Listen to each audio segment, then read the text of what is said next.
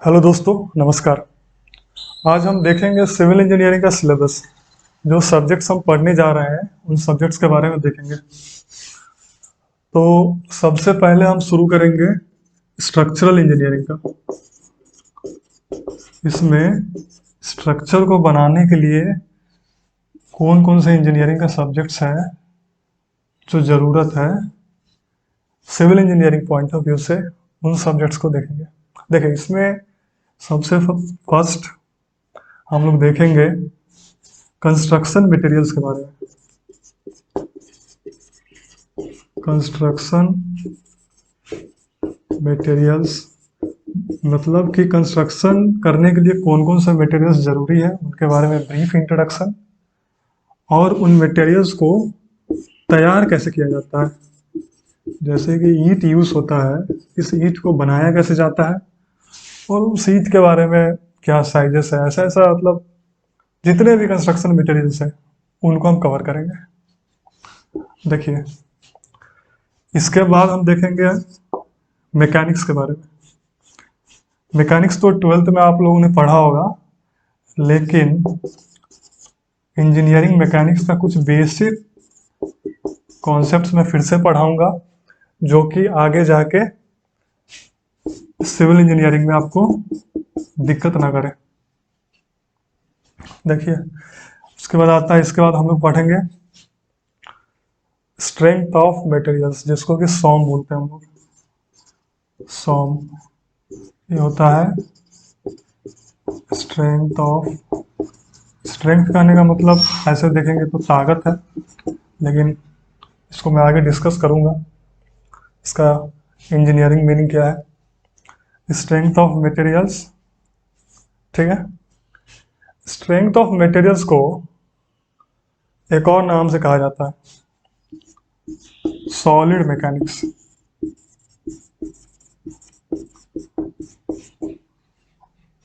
दोनों सेम चीज़ है। इसके बाद जो नेक्स्ट सब्जेक्ट है वो है स्ट्रक्चरल एनालिसिस। कहने का मतलब स्ट्रक्चर को जो बनाते हैं ना, तो उसमें बहुत सारा कैलकुलेशंस होता है। उन कैलकुलेशंस को स्ट्रक्चर को बनाने से पहले किया जाता है, यह देखने के लिए स्ट्रक्चर सही बनेगा या नहीं, कितना सेफ होगा, कितना मटेरियल्स रिक्वायर्ड है, ये सब वगैरह हम लोग स्ट्रक्चरल एनालिसिस में पढ़ेंगे, ठीक है। इसके बाद हम लोग पढ़ने जा रहे हैं कंक्रीट के बारे में, ठीक है। कंक्रीट में हम लोग पढ़ेंगे रेनफोर्स्ड कंक्रीट सीमेंट के बारे में। देखिए, जिसको आरसीसी बोलते हैं, रेनफोर्स्ड सीमेंट कंक्रीट। कंक्रीट को मैं कंस्ट्रक्शन मटेरियल्स में आपको बताऊंगा।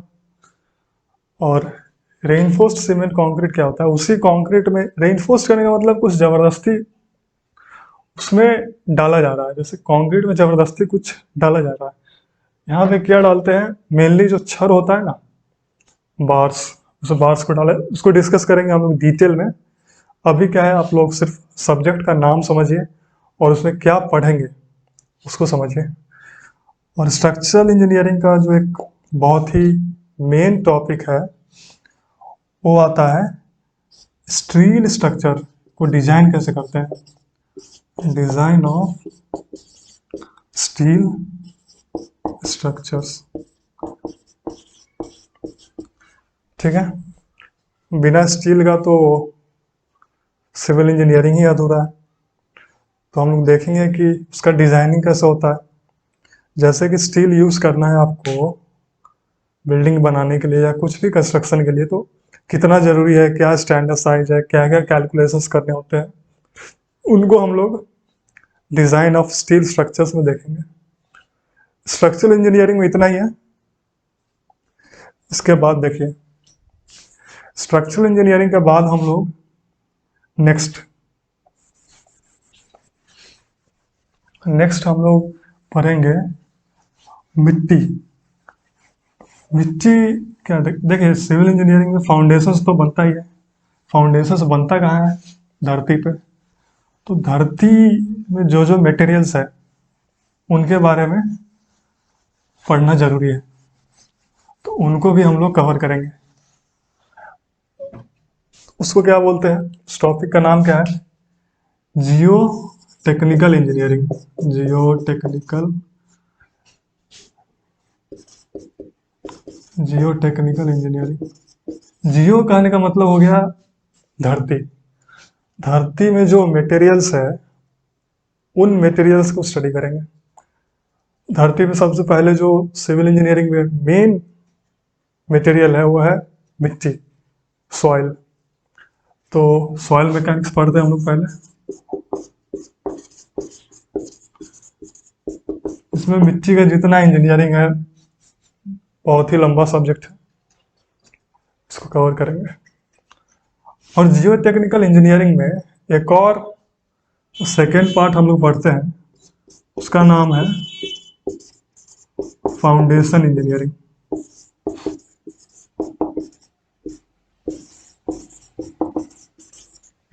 फाउंडेशन जो कोई भी बिल्डिंग का बेस होता है उसका कैलकुलेशंस कैसे होते हैं, कैसे बनाया जाता है, कौन सा मटेरियल सही होता है, उनको हम लोग कवर करेंगे। Foundation, foundation engineering soil mechanics के बाद होगा, क्योंकि इसमें सॉइल मैकेनिक्स का कंसेप्ट यूज होता है।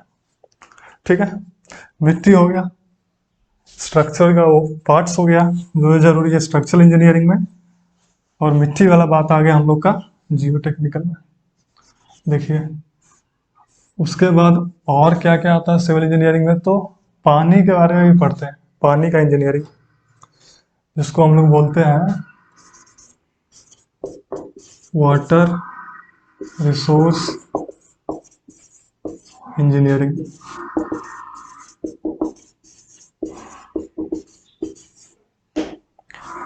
पानी के बारे में पढ़ेंगे। देखिए पानी के बारे में जो पहला सब्जेक्ट कवर करने वाले हैं पता होगा आप लोग को, फ्लूइड मैकेनिक्स। नाम सुने होंगे आप लोग अच्छे से, लेकिन इस फ्लूइड मैकेनिक्स का civil engineering point of view से क्या इंपॉर्टेंस है, उन कंसेप्ट को हम लोग इसमें देखेंगे। फ्लूइड मैकेनिक्स के बाद क्या होता है ना, एक फ्लूइड मशीन्स के बारे में थोड़ा सा हम लोग को पढ़ना होगा। इस टॉपिक को, मशीन्स को, फ्लूइड मशीन्स को मैकेनिकल इंजीनियरिंग में डिटेल में पढ़ाया जाता है, लेकिन यहाँ पे जो civil engineering point of view से ज़रूरत है उसको कवर करेंगे। ठीक है, उसके बाद आ जाता है एक हाइड्रोलॉजी।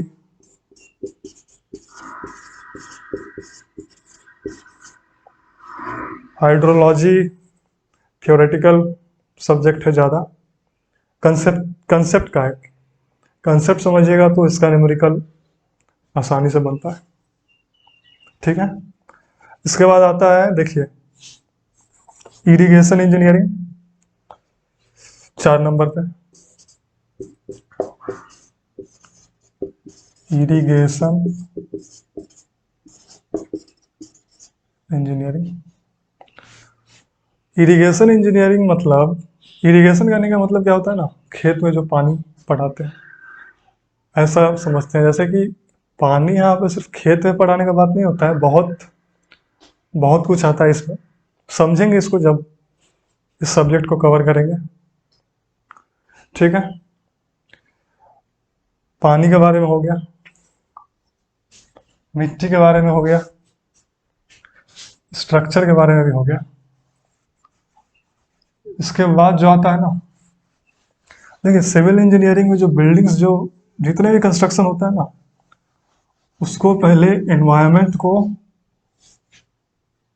देखा जाता है कि यह कंस्ट्रक्शन एनवायरनमेंट को डैमेज ना करे। ठीक है, तो एनवायरनमेंट के बारे में भी पढ़ना बहुत ज़रूरी है। मान लीजिए हम कुछ बना दिए और उससे एनवायरनमेंट को दिक्कत ही हो रहा है, वो कंस्ट्रक्शन सही नहीं कहलाएगा। क्योंकि देखिए ऐसे ऐसा कंस्ट्रक्शन होना चाहिए जो सेफ भी होना चाहिए, साथ साथ एनवायरनमेंट फ्रेंडली होना चाहिए। ठीक है, प्रकृति, धरती माँ, भगवान का दिया हुआ ये सब है, डैमेज नहीं पहुंचाना चाहिए। हम लोग बना तो नहीं सकते हैं उसको, नष्ट भी नहीं करना चाहिए। ठीक है, तो इसको हम लोग पढ़ेंगे एनवायरमेंटल इंजीनियरिंग में। एनवायरमेंटल एनवायरमेंटल इंजीनियरिंग में इसमें जो पहला टॉपिक है वो आता है वाटर पैरामीटर्स, फिर आता है waste water parameters,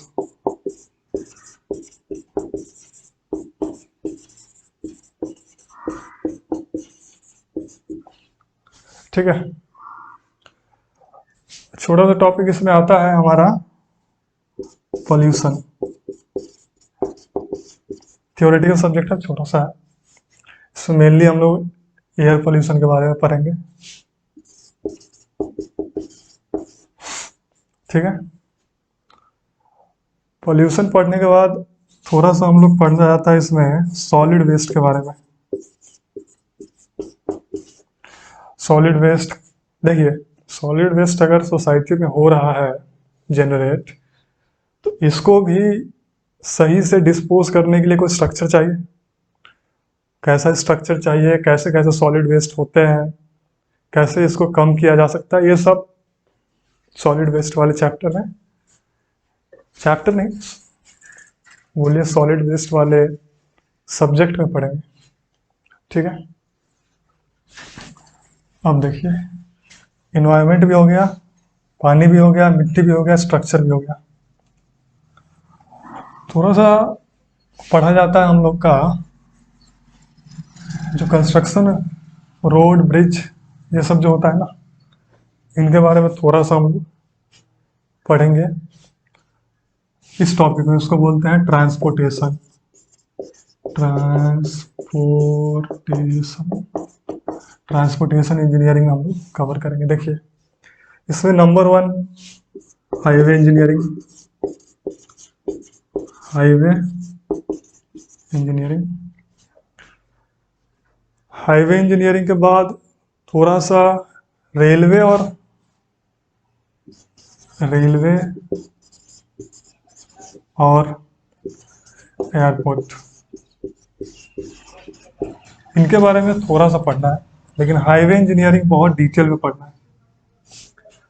highway engineering का एक पार्ट आता है, छोटा सा part, traffic engineering. Traffic engineering जो कि हाईवे इंजीनियरिंग के बाद मैं ट्रैफिक इंजीनियरिंग पढ़ाऊंगा। उसके बाद जो ये 2 रेलवे और एयरपोर्ट इंजीनियरिंग है, इनको कवर करेंगे। ठीक है, लास्ट में एक टॉपिक आता है जो बच गया है अभी, जिसको हम लोग कहते हैं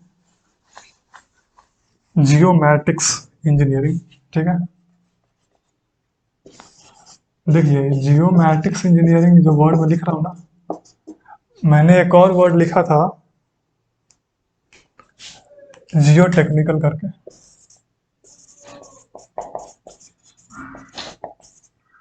कंफ्यूज नहीं होइएगा। जियो कहने का मतलब होता है ना ये अर्थ, धरती। तो जियो टेक्निकल में धरती में जो मटेरियल्स मिलता है, मिट्टी हुआ, पत्थर हुआ, इन सब का इंजीनियरिंग पॉइंट ऑफ व्यू से पढ़ते हैं। लेकिन देखिए जियो, यहाँ भी जियो मतलब धरती है, लेकिन जो मैटिक्स आ रहा है ना, मैटिक्स एक तरह से मैथ्स से रिलेटेड है। मतलब इसमें कैलकुलेटिव पार्ट, ठीक है, जैसे अर्थ है, उस पर जो कैलकुलेटिव पार्ट वाला जो सब्जेक्ट आ रहा है ना, उसको जियोमैटिक्स से पढ़ेंगे। देखिए इसमें जो सबसे इम्पोर्टेंट सब्जेक्ट है वो है सर्वेइंग, बहुत ही इम्पोर्टेंट सब्जेक्ट है civil engineering point of view से। थोड़ा सा एक बच जाता है यहाँ पे जीआईएस,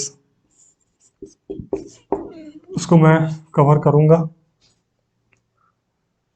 ठीक है, लगभग सिलेबस तो इतना ही है। एक और छोटा सा टॉपिक बचता है,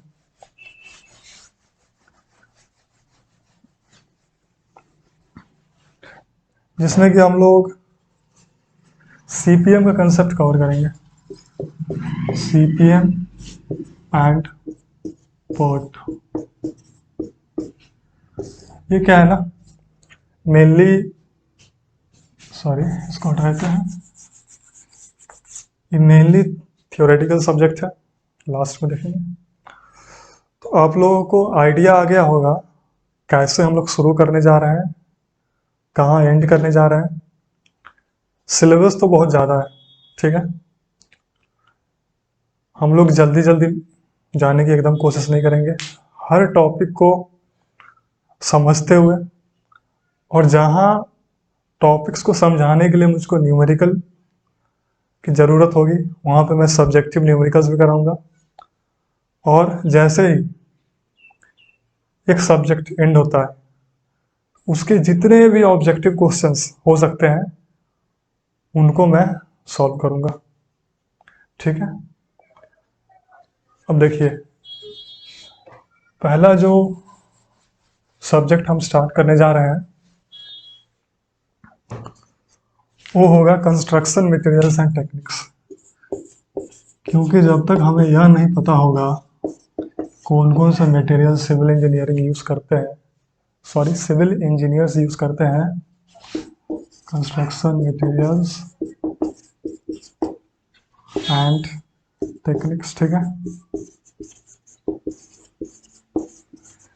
ये हमारा पहला सब्जेक्ट होगा।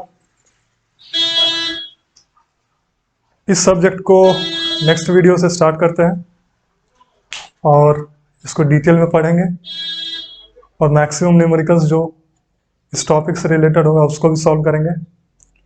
चलिए मिलते हैं नेक्स्ट वीडियो में और आगे का कंसेप्ट देखते हैं। Thank you.